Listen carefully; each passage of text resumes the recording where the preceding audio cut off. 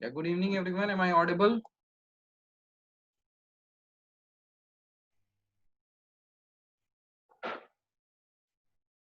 Students, am I audible to everyone?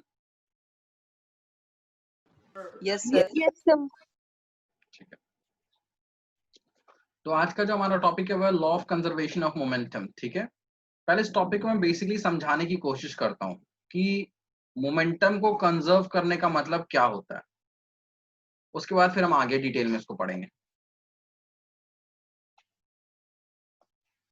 Suppose मान लो एक object है हमारे पास जिसका मास है 1 kg। ठीक है, ये मूव कर रहा है इस डायरेक्शन में विद वेलोसिटी 10 मीटर पर सेकेंड। ठीक है, अब क्या होता है कि एक दूसरा ऑब्जेक्ट था यहाँ पे जिसका मास था 2 kg। ठीक है, और ये जो मूव कर रहा था ये मूव कर रहा था 2 मीटर पर सेकंड से। तो क्लियरली क्या समझ में आ रहा है कि जो सेकंड वाला ऑब्जेक्ट है उसकी स्पीड क्या थी, कम थी। ठीक है, तो जो पीछे से फर्स्ट वाला ऑब्जेक्ट चल रहा है वो इस सेकंड वाले को कभी ना कभी तो जाके हिट कर देगा, क्योंकि ये ज्यादा तेजी से चल रहा है। तो ये क्या करेगा, इस सेकंड वाले को हिट कर देगा।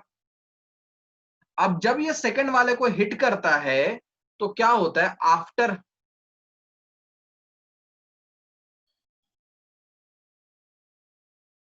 हिट करने के बाद जो फर्स्ट वाला ऑब्जेक्ट है ना उसकी स्पीड कम हो जाती है। ठीक है, उसकी स्पीड डिक्रीज हो जाती है।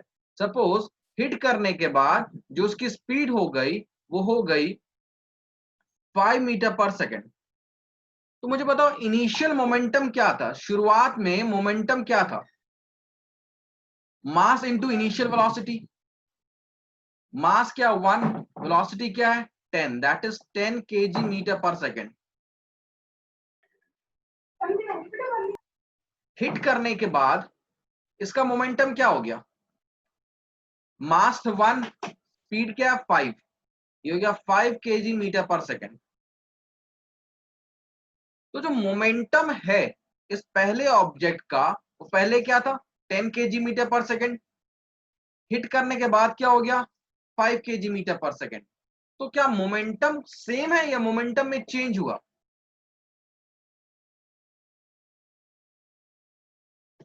बताओ भाई।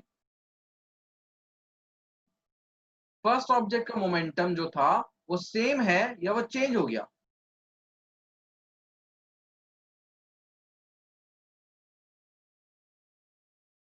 अरे भाई मैंने यहाँ पे कैलकुलेट कर दिया है, पहले उसका मोमेंटम था 10 kg मीटर पर सेकेंड, हिट करने के बाद क्योंकि स्पीड चेंज हो गई तो उसकी मोमेंटम चेंज हो गया, ये हो गया 5 kg मीटर पर second.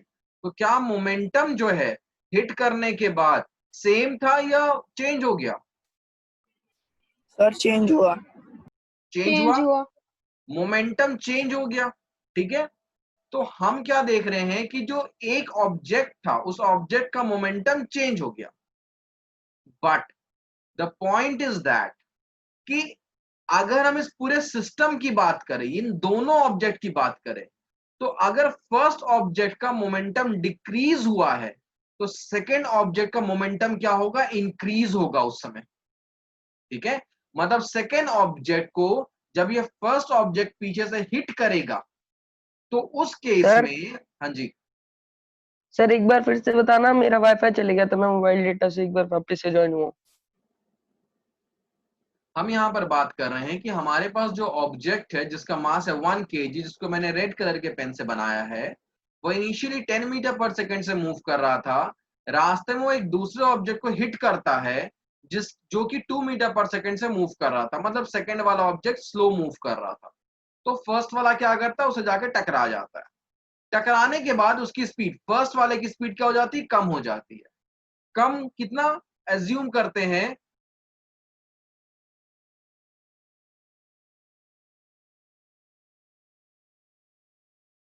Chirag, as I have already told you that कि every class is recorded and every class, अगर तुम्हें अभी नहीं देखना है या कुछ issues है तो you can see it later on, ठीक है, there is no problem. every day the lectures are recorded and they are uploaded every day, so whenever you have missed the class या नहीं देख पाए या वॉइस में कुछ दिक्कत था तो तुम बाद में देख लेना, रात तक अपलोड हो जाएगा, या तो रात में देख लेना या तो कल सुबह देख लेना। So what I was talking that कि जो पहला जो ऑब्जेक्ट था उसका वेलोसिटी क्या था 10 मीटर पर सेकंड, तो उसका मोमेंटम क्या आ गया 10 केजी मीटर पर सेकंड, क्योंकि मोमेंटम क्या होता है मास इनटू वेलोसिटी होता है। हिट करने के बाद उसकी वेलोसिटी क्या होगी 5 मीटर पर सेकंड, तो उसका मोमेंटम क्या हो गया 5 केजी मीटर पर सेकंड।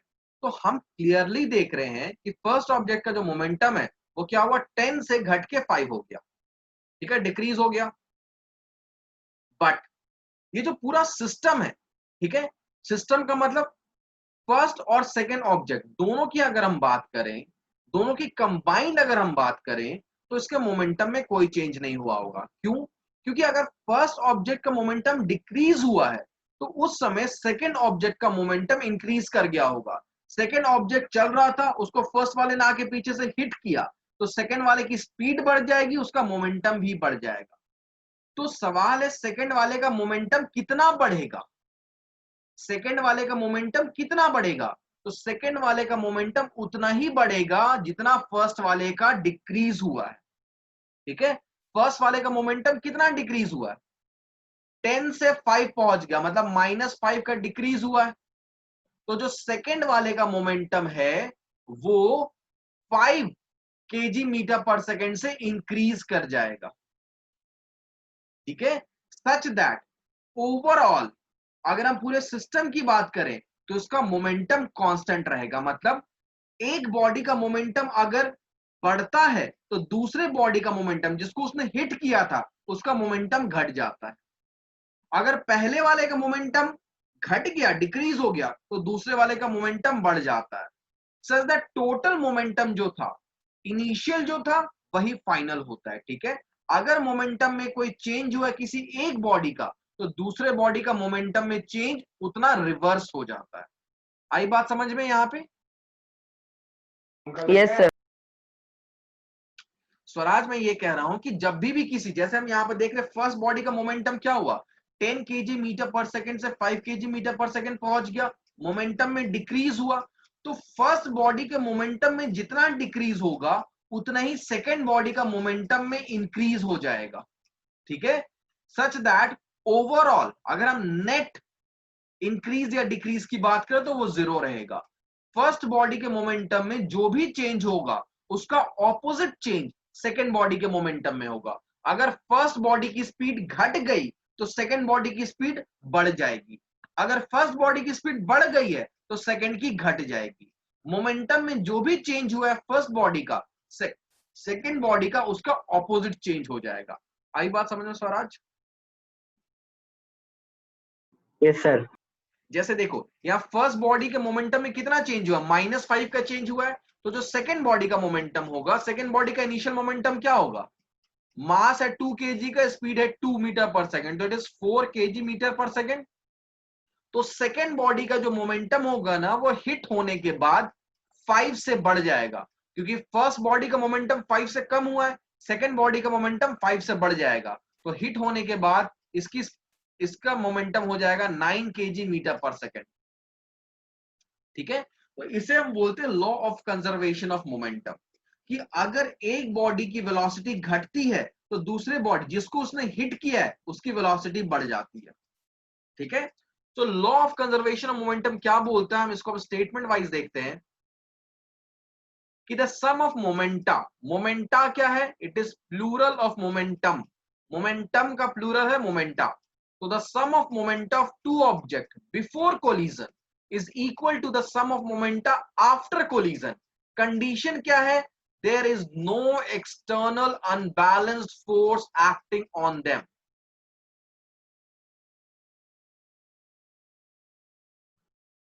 ठीक है, मतलब कि सपोज हमारे पास एक बॉडी था जिसका मास m1 था और इसकी वेलोसिटी थी u1। हमारे पास एक दूसरा ऑब्जेक्ट था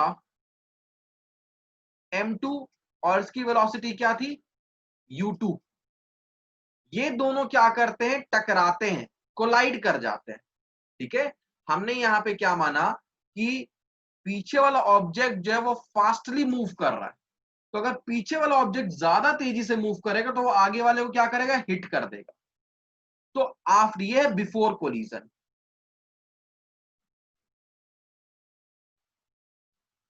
नाउ आफ्टर कोलिजन, टकराने के बाद क्या होता है कि जो फर्स्ट ऑब्जेक्ट है उसकी स्पीड चेंज हो जाती, ये हो जाती v1, और जो सेकंड ऑब्जेक्ट है इसकी भी स्पीड चेंज हो जाती है, ये हो जाती है v2। तो बिफोर कोलिजन मोमेंटम क्या था, फर्स्ट ऑब्जेक्ट का मोमेंटम क्या था भाई, m1u1। सेकंड ऑब्जेक्ट का मोमेंटम क्या था, m2u2। कोलिजन के बाद फर्स्ट ऑब्जेक्ट का मोमेंटम क्या था, m1v1। सेकंड का क्या था, m2v2। तो ये लॉ क्या बोलता है, अकॉर्डिंग टू दिस लॉ, इस लॉ के according sum of momenta before collision, collision से पहले दोनों ऑब्जेक्ट के मोमेंटा, मोमेंटा मतलब मोमेंटम का प्लूरल को अगर हम ऐड करते हैं तो it is equal to sum of momenta after collision. ठीक है, sum of momenta before collision is equal to sum of momenta after collision. यही बोलता है law of conservation of momentum. तो रजिस्टर में, नोटबुक में मैंने जो ये डायग्राम बनाया है और ये जो लिखा है इसको तुम लिख लो। ठीक है, स्टेटमेंट लिखने की जरूरत नहीं है, वो स्टेटमेंट तो मैं बाद में पीडीएफ में भेज दूंगा, देख लेना। सिर्फ ये जो मैंने लिखवाया उसको लिख लो।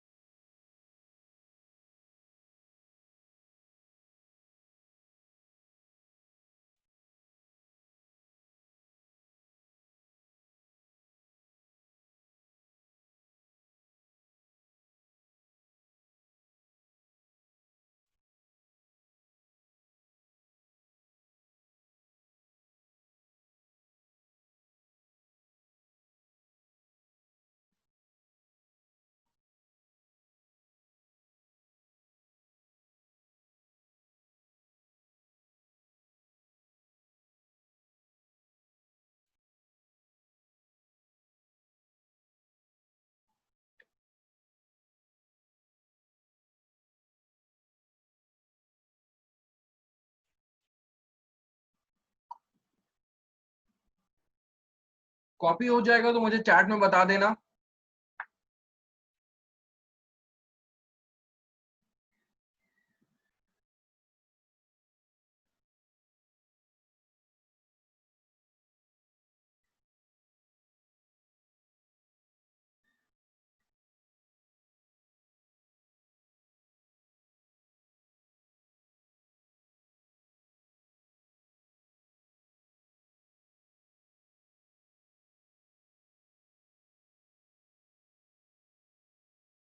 अब हम इस law of conservation of momentum को प्रूफ करेंगे। ठीक है, बहुत इंपॉर्टेंट टॉपिक है, एग्जाम में प्रूफ करने बहुत बार आता है, तो उसके प्रूफ को देखते हैं अब हम।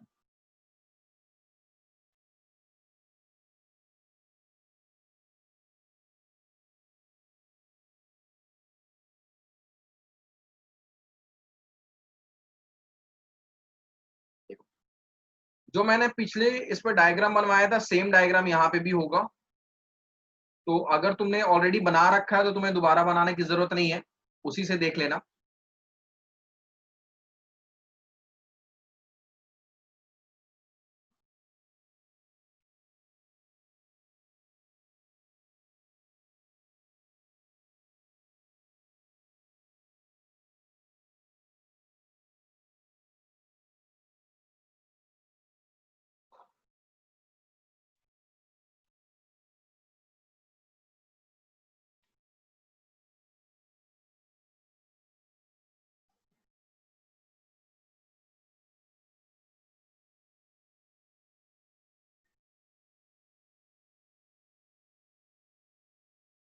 सेम डायग्राम है, इसको अब हम एक्सप्लेन करेंगे, ठीक है। कैसे एक्सप्लेन करेंगे, हम क्या लिखेंगे, consider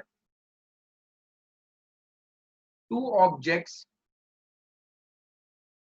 of mass m1 and m2 moving with initial velocity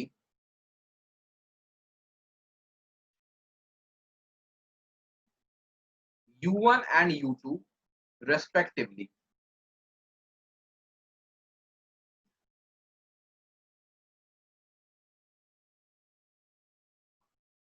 such that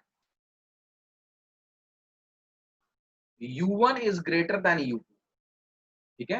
हमने दो ऑब्जेक्ट लिया u1 m1 एंड m2, जिसकी स्पीड क्या थी, u1 और u2 से ये मूव कर रहे थे, such that u1 is greater than u2। अब यहां पे देखो,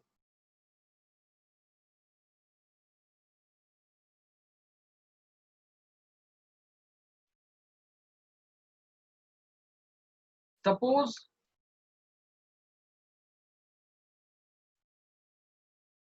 they collide for, या फिर इसको हम ऐसे लिखते हैं,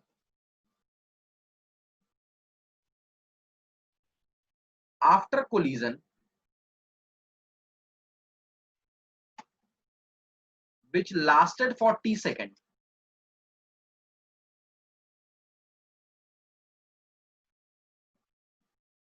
मतलब ये दोनों ऑब्जेक्ट जो है वो जब कोलाइड कर रहे थे, वो सिचुएशन देखो, ये पहला ऑब्जेक्ट है, ये दूसरा ऑब्जेक्ट है। पहले ऑब्जेक्ट ने दूसरे वाले पे फोर्स लगाया, उसी समय न्यूटन थर्ड लॉ के अकॉर्डिंग दूसरा वाला भी क्या करेगा, पहले वाले पे फोर्स लगाएगा, ठीक है। तो पहले वाले ने जो दूसरे वाले पे फोर्स लगाया उसको हम लिखेंगे F12, और दूसरे वाले ने जो पहले वाले पे फोर्स लगाया उसको लिखेंगे F21। इसको मैं लिखवा दे रहा हूं अभी। तो after collision which lasted for t time,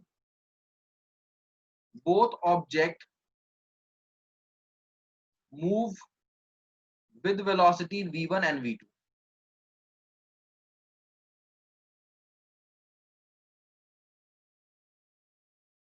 तो ये जो कोलिजन है, ठीक है, कोलिजन जो है वो टी से, मतलब ये दोनों ऑब्जेक्ट टी सेकेंड्स तक एक दूसरे से अटैच थे। उसके बाद क्या होता है कि ये दोनों अलग हो जाते हैं और अलग अलग वेलोसिटी से मूव करने लगते हैं। So after collision which lasted for T time, both object move with velocities v1 and v2। दोनों ऑब्जेक्ट क्या v1 v2 वेलोसिटी से मूव करते रहते हैं। तो during this period,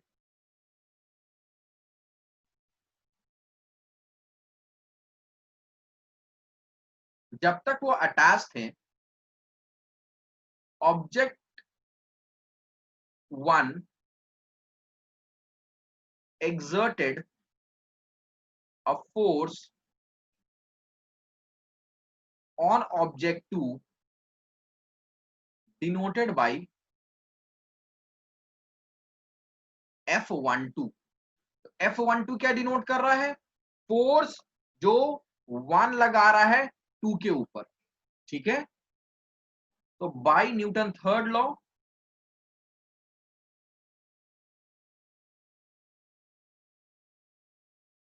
object 2 also exerted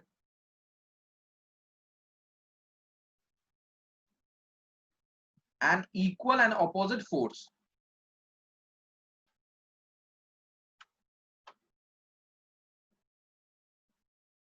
on object 1 denoted by F21।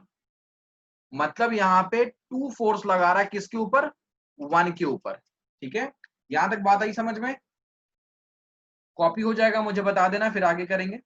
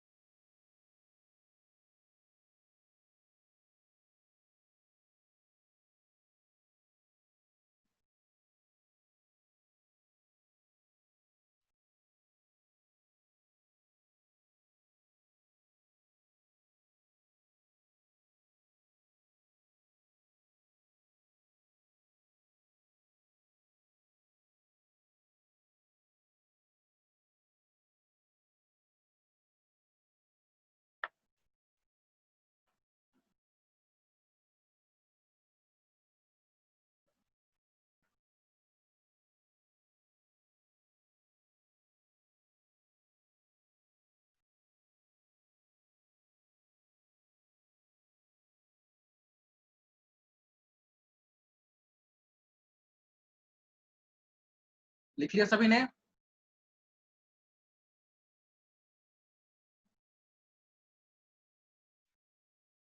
यजत हो गया? Yes sir. सारथी?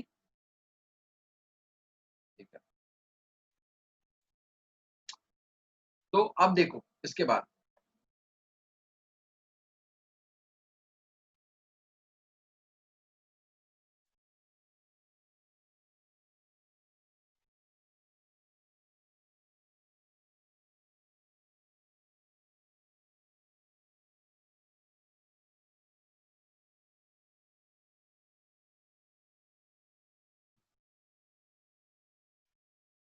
तो by Newton third law object two ने ऑब्जेक्ट वन पे एक फोर्स लगाया था, ठीक है, जो इक्वल एंड ऑपोजिट था।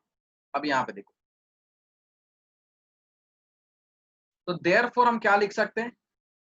F12 is equal to minus of F21। Newton third law यही बोलता है ना, F12 is minus of F21। Minus का क्या मतलब है कि दोनों फोर्सेस ऑपोजिट डायरेक्शन में, ठीक है। तो जो मैंने यहां पे लिखा उस चीज को मैंने यहां पे मैथमेटिकली एक्सप्रेस कर दिया। अब देखो, यूजिंग सेकेंड लॉ,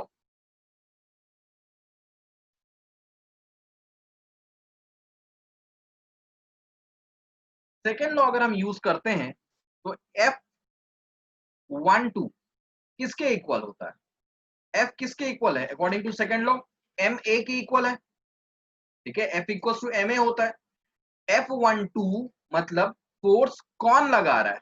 1 लगा रहा है 2 पे, तो it is equal to m1a1, ठीक है। F12 किसके इक्वल हो जाएगा? m1a1। F12 क्या है? बेसिकली वो फोर्स जो 1 लगा रहा है, तो 1 जो फोर्स लगाएगा वो किसके इक्वल होगा? 1 का मास और 1 के एक्सेलरेशन पे। 1 जितने स्पीड से मूव करेगा उतना ज्यादा वो फोर्स लगाएगा। तो it is equals to m1, और a1 को हम क्या लिख सकते हैं? v1 minus u1 upon t। देखो टाइम तो सेम है ना, तो इसलिए मैंने यहाँ पे t लिखा है, ठीक है, t1 नहीं लिखा है। सिमिलरली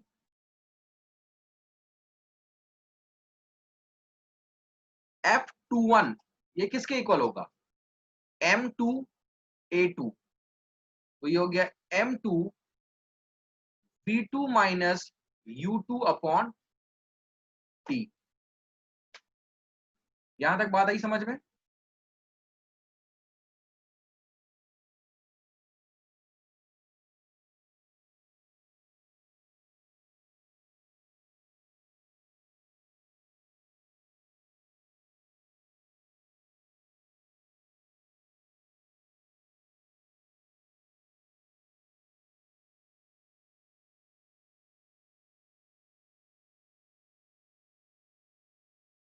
अब इसके आगे देखो, हमें F12 की वैल्यू क्या मिल चुकी है? ये। और F21 की वैल्यू क्या मिल चुकी है? ये मिल चुकी है, ठीक है। क्या नहीं समझ में आया चिराग?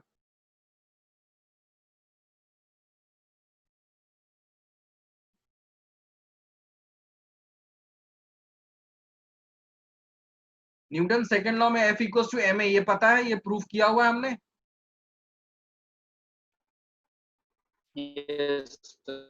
बस वही वहां पे लगा दिया। F होता है ma के इक्वल। किसका F?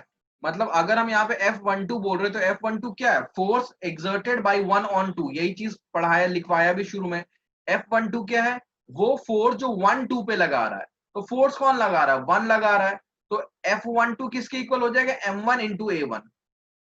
m, मान लो तुम्हारे पास एक हथौड़ा है, ठीक है, उसका मास जितना ज्यादा होगा और उसको जितने स्पीड से तुम मूव करोगे, वही तो डिटरमाइन करेगा कि तुम फोर्स कितना लगाओगे। वो जो हथौड़ा है वो फोर्स, हैमर कितना फोर्स लगाएगा, वो किस बात पे डिपेंड करेगा? उस हैमर का मास और उस हैमर के एक्सेलरेशन पे। तो F12 क्या हो गया? m1a1। सो a1 क्या होता है भाई? बाकी बच्चों को वॉइस क्लियर है?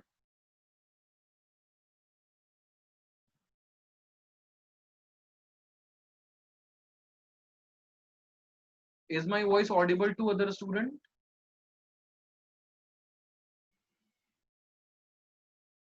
लावण्य, मेरी आवाज आ रही है? Yes sir. चिराग तुम्हारा नेटवर्क इश्यू है बच्चे। तो वैल्यूज हम पुट करते हैं, F12 क्या हो गया m1, और a1 के प्लेस में हम क्या पुट करेंगे, v1 minus u1 upon T, क्योंकि एक्सेलरेशन का फॉर्मूला तो हमें पता होता है ना, v minus u upon T. अब देखो यहाँ पे F12 की वैल्यू हमने क्या निकाल ली है, ये, और F21 की क्या निकाली हुई है, ये। इनको हम पुट कर देते हैं फर्स्ट वाले पार्ट में, इसमें, ठीक है। तो एज F12 जो था, it was minus of F21, F12 minus of F21 के इक्वल था। तो F12 का क्या मतलब हो गया, m1 v1 minus u1 upon T,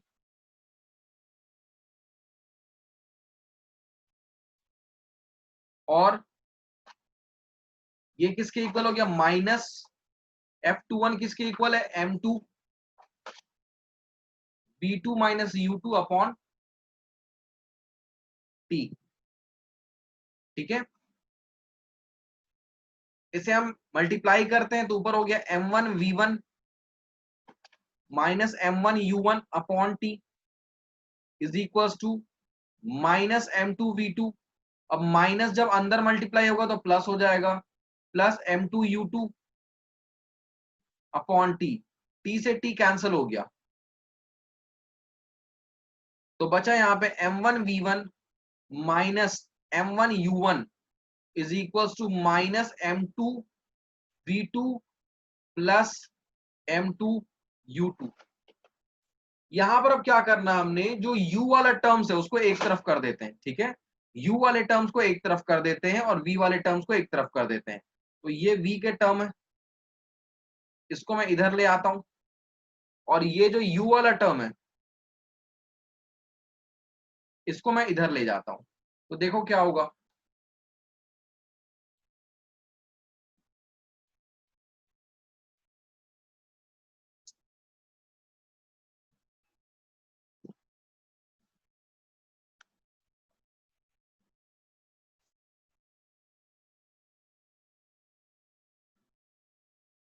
तो क्या होगा देखो, ये यहां में पहले से क्या है m1 v1, उधर से ये m2 v2 आया तो ये पॉजिटिव हो गया, ये हो गया प्लस m2 v2,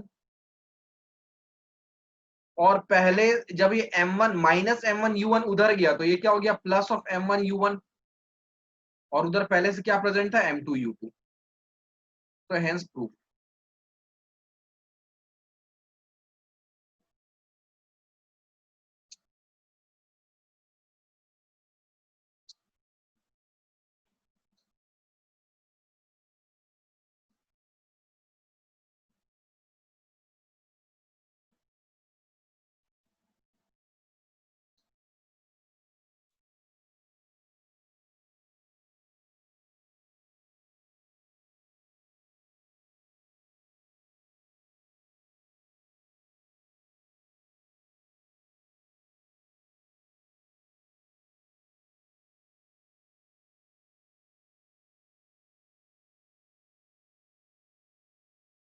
जिनका जिनका कॉपी हो गया होगा, जहां अपने नोटबुक में तुमने इसे पूरा नोट किया है, हर स्टेप बाय स्टेप एक बार दोबारा पढ़ो।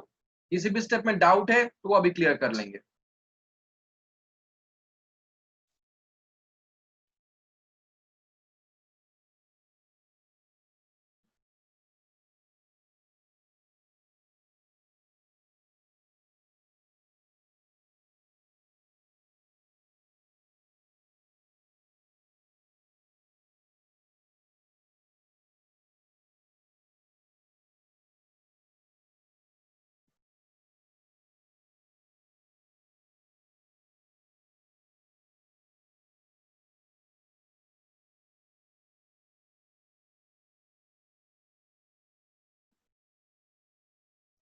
सर मैं स्क्रीनशॉट खींच रहा हूँ अभी।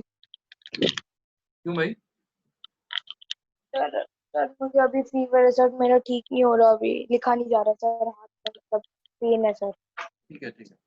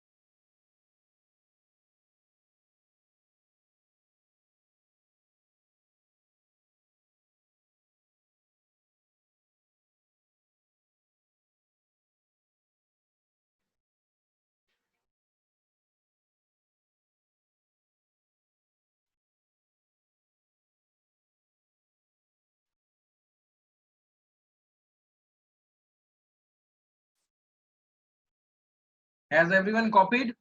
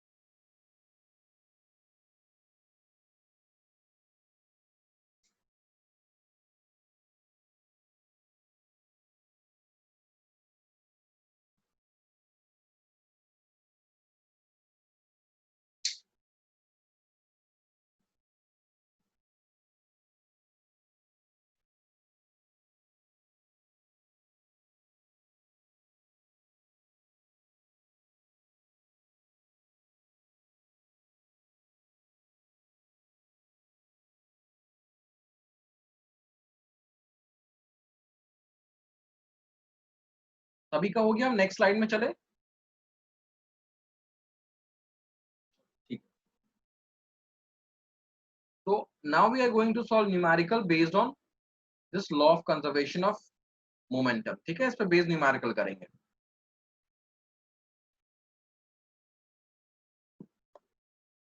हमारा फर्स्ट न्यूमेरिकल है अ बुलेट ऑफ मास 20 ग्राम। देखो, इस पे बेस्ड जो न्यूमेरिकल आएगा ना, उसमें हमेशा दो ऑब्जेक्ट्स होंगे। ठीक है, और दोनों ऑब्जेक्ट्स के तीन क्वांटिटीज को हमें ध्यान में रखना है, उनका मास, इनिशियल वेलोसिटी और फाइनल वेलोसिटी।